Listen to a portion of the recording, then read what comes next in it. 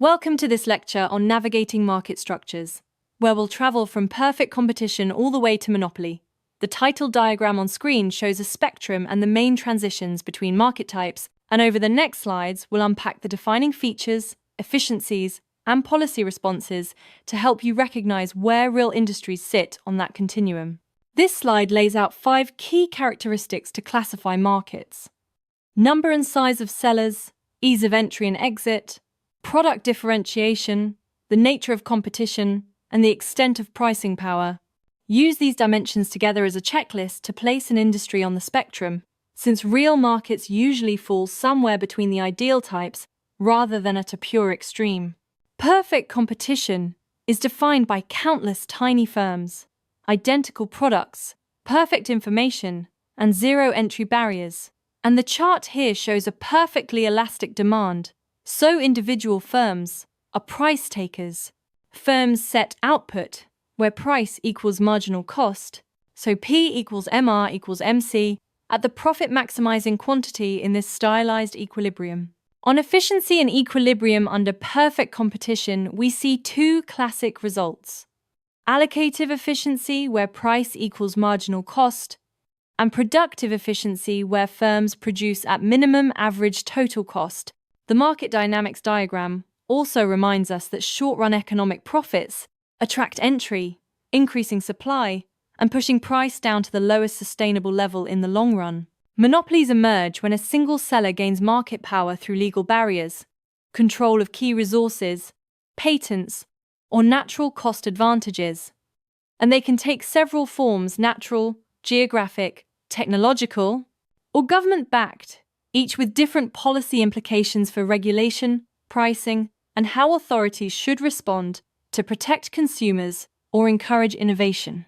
The pricing and profits diagram for a monopoly shows the firm facing the market demand curve and choosing output where marginal revenue equals marginal cost, then charging the higher demand price. Unlike competitive firms, a monopolist sets P greater than MC, earning sustained economic profits protected by entry barriers unless regulators intervene.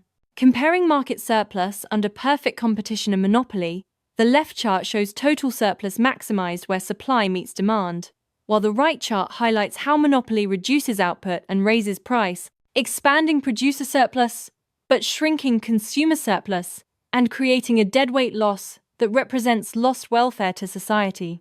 Monopoly can lead to inefficiency, operational slack, and higher than necessary costs when competitive pressure is weak, yet it can also enable dynamic innovation because durable profits may fund risky R&D. The overall effect on long-run welfare is ambiguous and depends on how firms behave and how markets and policy shape incentives. Governments respond to market power through antitrust enforcement and regulation. Competition policy can block mergers, break up dominant firms, and prohibit collusion or price discrimination, while regulated monopolies may face price ceilings, rate of return rules, or pricing at average cost to ensure fair service and protect consumers in industries with natural monopoly characteristics. Strategies for survival differ across the spectrum. In competitive markets, the emphasis is on cost leadership, process innovation, and thin margins to survive, while in monopolistic settings, firms focus on raising entry barriers, differentiating products, and influencing policy to sustain prices and long-run profitability. So strategic choices should match the market structure you face.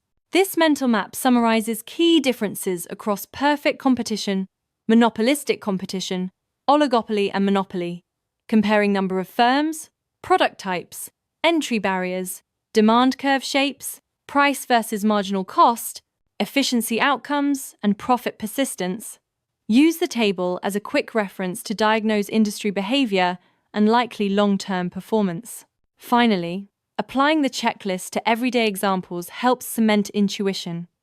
Local farmers' markets approach perfect competition with many small sellers, homogeneous goods, low entry barriers, and downward pressure on prices, while municipal water supply is a classic natural monopoly with high fixed costs, a single provider, and a need for regulation to ensure access and reasonable pricing.